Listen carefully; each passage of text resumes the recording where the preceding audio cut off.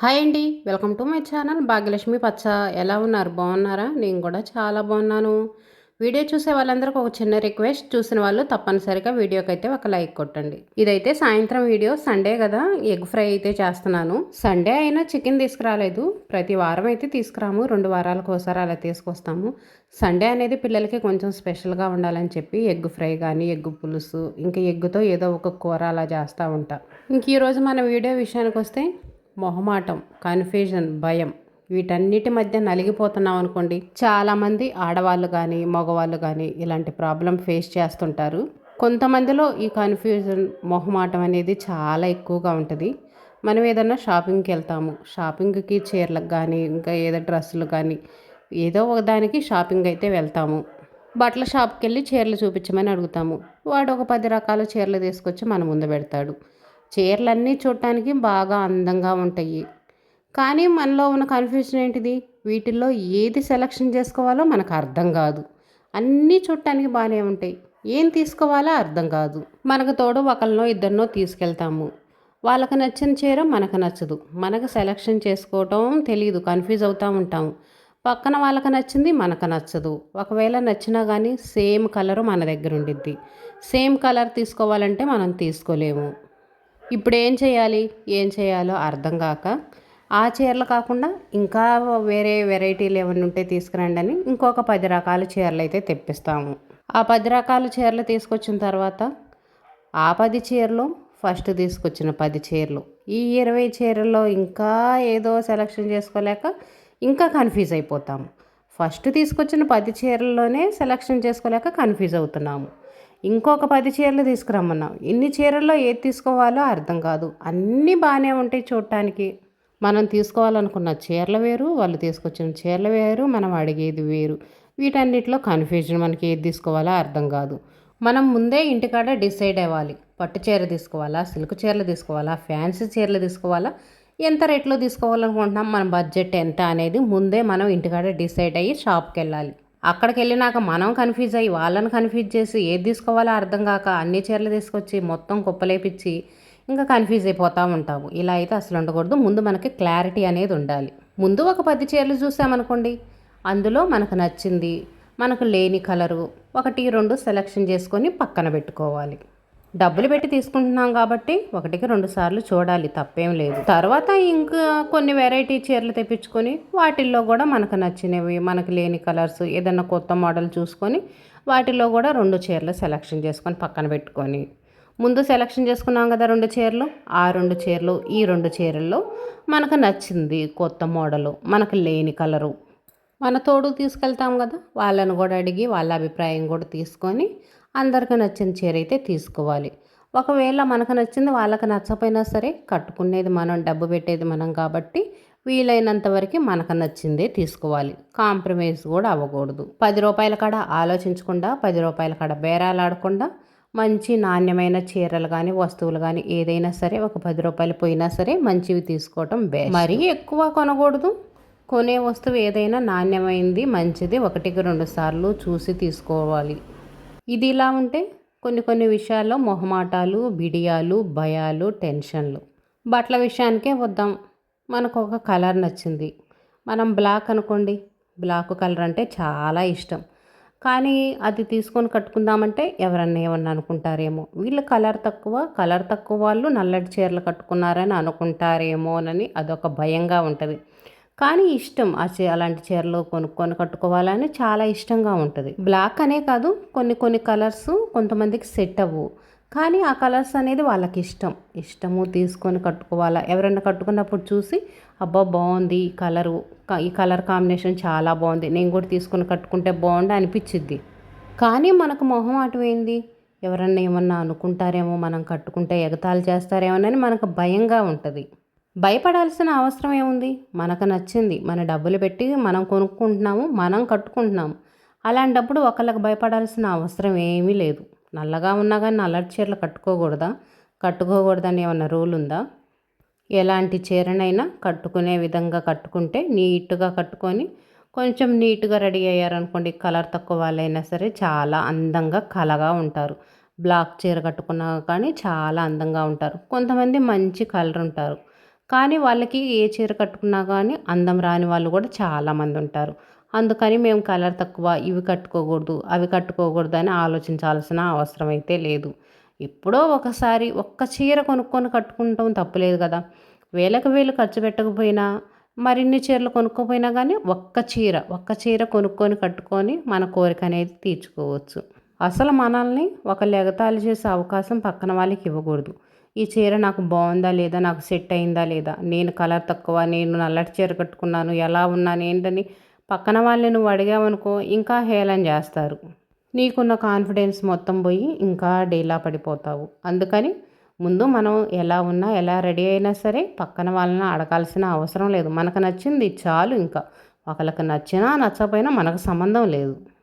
ఎక్కడ దాకా ఎందుకండి, కొంతమందిని చూస్తూ ఉంటాము చాలా కలర్ తక్కువగా ఉంటారు. నేను కూడా కలర్ తక్కువేననుకోండి, నల్లటి చీరలు కట్టుకుంటారు కానీ చూడటానికి ఎంత అందంగా ఎంత బాగుంటారో తెలుసా. వాళ్ళని చూసి నేను బ్లాక్ చీర అయితే ఒకటి తీసుకున్నాను. నాకు కూడా బ్లాక్ చీర కట్టుకోవటం ఇష్టం. కాకపోతే అన్ని చీరలు అవసరం లేదు, ఏదో ఒకటి మనకి ఎవరైనా కట్టుకున్నప్పుడు చూసి బాగుంది మనం కూడా ఈ కలర్ కట్టుకుందామని అనిపించింది కదా మనకు కూడా. ఇంకా అలా అనిపించి నేను కూడా ఒక బ్లాక్ చీర అయితే తీసుకున్నాను. 2-3 సార్లు కూడా కట్టుకున్నాను. ఒకళ్ళతో మనకు సంబంధం అనుకుంటే అనుకోనివ్వండి, మన ఇష్టం, మనకు నచ్చింది మనం కట్టుకుంటున్నాము. కొంతమంది మంచి కలర్ వాళ్ళు ఉంటారు. వాళ్ళు కూడా ఈ కలర్ అనేది నీకు ఒంట్లో కలిసిపోయింది, నీకు అస్సలు బాగలేదు, సెట్ అవ్వలేదు అంటారు. కానీ వాళ్ళకి ఇష్టం ఆ కలర్ అనేది.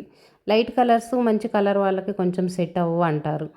కానీ వాళ్ళకేమో లైట్ కలర్స్ అనేది చాలా ఇష్టపడుతుంటారు.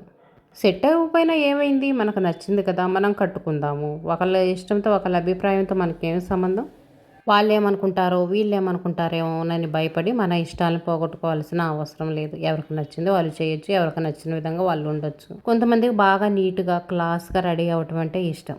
కానీ చెప్పాను కదా మొహమాటం, వాళ్ళేమనుకుంటారో వీళ్ళేమనుకుంటారోనని. మంచి హెయిర్ స్టైల్ వేసుకోవటం, లూజ్ హెయిర్ వేసుకోవటం కానీ, శారీ అనేది నీట్గా కట్టుకోవటం, హ్యాండ్ బ్యాగ్ తగిలించుకోవటం, కొంచెం క్లాస్గా ఉండటానికి కొంతమంది ఇష్టపడుతుంటారు. క్లాస్గా నీట్గా ఉండటంలో తప్పే ఉంది. ఎవరి ఇష్టాన్ని ఎవరి అభిప్రాయాన్ని బట్టి కొంతమందికి నీట్గా రెడీ అవ్వటం, క్లాస్గా ఉండటం చాలా ఇష్టపడుతుంటారు. మంచి వర్క్ చీరలు, సిల్క్ చీరలు, కొంచెం క్లాసీగా ఉండే చీరలు కట్టుకోవడానికి చాలామంది ఇష్టపడుతుంటారు. తప్పు ఒప్పు అనేది మన మనసును బట్టి ఉంటుంది కానీ మనం కట్టుకున్న చీరను బట్టి, మన కట్టు బొట్టును బట్టి ఉండదు. కొంతమంది ఉంటారు పద్ధతికి పట్టు చీర కట్టినట్టుగా ఉంటారు. చూడటానికైతే మాత్రం చక్కగా పట్టు చీర కట్టుకుంటారు, చేతి నిండుగా గాజులు వేసుకుంటారు, బొట్లు పెట్టుకుంటారు, 4-5 బొట్లు పెట్టుకుంటారు, పాపట్లో కుంకుమ పెట్టుకుంటారు. అసలు చూడటానికి ఎంత బాగుంటారంటే ఒక అమ్మవారిని చూసిన విధంగా ఉంటారు.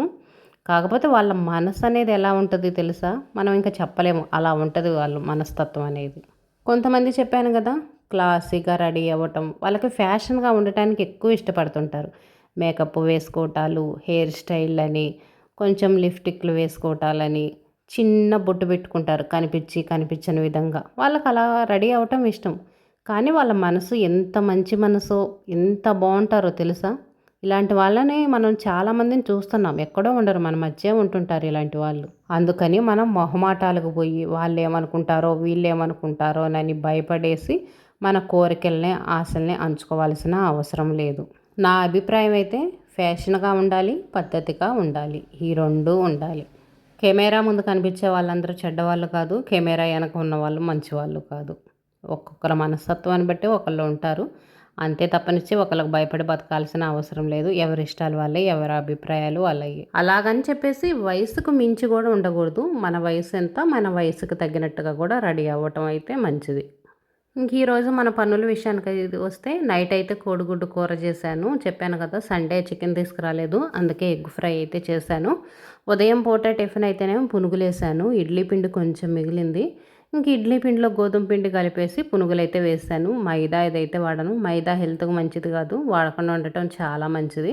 ఎక్కువ శాతం నేనైతే గోధుమ పిండే వాడతాను. గోధుమ పిండితో పునుగులు అయితే వేసాను. పునుగులు చేసేటప్పుడు అయితే కొంచెం ఎక్కువే చేస్తాను. చేసి కొన్ని అయితే హాట్ బాక్స్లో పెట్టి ఉంచుతాను. పిల్లలు స్కూల్ నుంచి వచ్చిన తర్వాత స్నాక్స్గా తింటారు. ఉదయం పూట వండినయే కదా ఏమవ్వవు, అందులో హాట్ బాక్స్లో పెడతాను కదా బాగానే ఉంటాయి. చట్నీ అయితే కొంచెం ఫ్రిడ్జ్లో పెట్టి ఉంచుతాను, ఇంకా పిల్లలు సాయంత్రం అయితే తింటారు. ఈరోజు కూర అయితేనేమో తోటకూర చేస్తున్నాను. అసలు కూరగాయలే కొనట్లేదు సరిగ్గా, కూరగాయలు చాలా రేట్లు ఎక్కువగా ఉన్నాయి, టమాటాలే తీసుకోవట్లేదు. ఎప్పుడు ఆకుకూర తీసుకున్నా పులుసు కూరే చేస్తాను, టమాటాలు లేకపోతే పులుసు కూర అంతగా బాగుండదు. ఈసారి అయితే ఫ్రై చేస్తున్నా. ఫ్రై అయితే ఎప్పుడు చేయలేదు, ఎప్పుడో ఒకసారి చేశాను. కానీ నాకైతే బాగా నచ్చలేదు, ఏంటో కొంచెం చప్పగా అనిపించింది. మళ్ళీ ఇవాళైతే ట్రై చేస్తున్నా ఎలా ఉంటుందోనని. అందులో వర్షాలు పడతా వాతావరణం చల్లగా ఉంది కదా, కొంచెం పులుసు కూరలు తినాలంటే తినబుద్ధి కాదు. కొంచెం ఫ్రైలు అనుకోండి వాతావరణానికి మనకు కొంచెం తినడానికి కూడా బాగుంటుంది. ఫ్రైల్లో కొంచెం ఎల్లిపాయ కారం వేసుకుంటే మంచి సువాసనగా బాగుంటుంది. కొంచెం కారం ఎక్కువ వేసుకుంటే ఘాటుగా చాలా బాగుంటుంది. వర్షం అయితే పడట్లేదు కానీ వాతావరణం చూడండి చల్లగా ఉంది. ఇంకా బట్టలు అయితే ఇదిగోండి ఇక్కడ ఆరేస్తున్నాను. ఇక్కడ ఆరేసాను అనుకోండి బాగా ఆరిపోతాయి. ఎప్పుడు గొంతులు అటువైపున ఆరేస్తాను కదా, అటువైపున వాతావరణం చల్లగా ఉన్నప్పుడు ఆరవు. సాయంత్రం అయినా సరే బట్టలు తడిగా ఉంటాయి. ఇంకా తీయటానికి కూడా వీలుండదు. బట్టలు ఇంకా తడిగా ఉన్నాయి అనుకోండి, తీసి మడతపెట్టి అరమారలో పెట్టామంటే వాసన వస్తాయి. ఇక్కడ ఆరేస్తే బాగా గాలి వచ్చింది. ఇంకా గాలికైతే బట్టలు బాగా ఆరిపోతాయి. డాబా మీద ఆరేస్తే కూడా బాగా ఆరిపోతాయి. కొన్ని బట్టలే ఉన్నాయి. మళ్ళీ వాతావరణం చల్లగా ఉంది, ఎప్పుడు వర్షం వచ్చిందో చెప్పలేము. మళ్ళీ డాబా మీదకి ఎక్కటం దిగటం ఈ రిస్క్ అంతా ఎందుకులే అని చెప్పేసి ఇంక ఇంట్లోనే ఎండ ఎక్కువగా ఎక్కడొచ్చుద్ది, ఎక్కడ ఆరేస్తే బట్టలు త్వరగా ఆరిపోతాయి అని చూసుకొని అక్కడైతే బట్టలు ఆరేస్తుంటాను. ఇటువైపునైతే బాగా గాలి ఎండ అనేది వచ్చింది. గాలి వస్తుంది బాగా, ఎండ వచ్చినా రాపోయినా గాలికైనా సరే బట్టలు బాగా ఆరిపోతాయి. ఇంక ఈరోజు మన పనుల విషయానికి వస్తే ఇంక ఇవేనండి. ఇందాక చెప్పాను కదా, భయాలు మొహమాటాలు కన్ఫ్యూజన్లు అన్నీ వదిలేసి మనం కూడా డేర్గా ఉండాలి. కొంతమంది ఉంటారు మనకైతే భలే నీతులు చెబుతారు, అవి తీసుకోవద్దు ఇవి తీసుకోవద్దు, ఇవి అవసరమా అవి అవసరమా, మీ వయసుకి ఇవి పెట్టుకోవాలా అవి పెట్టుకోవాలా అంటారు. మనకు చెప్తారా, మళ్ళీ వాళ్ళు అయితే చేస్తారు. వాళ్ళైతే అన్నీ తీసుకుంటారు అన్నీ పెట్టుకుంటారు, వాళ్ళు ఇంకా బాగా క్లాస్గా ఉంటారు. కానీ పక్కన వాళ్ళు మంచిగా రెడీ అయినా మంచిగా బట్టలు కట్టుకున్నా అస్సలు ఓర్చుకోలేరు. వాళ్ళకంటే మాత్రం ఎవ్వరు నీట్గా రెడీ అవ్వకూడదు. అలా ఉంటారు కొంతమంది.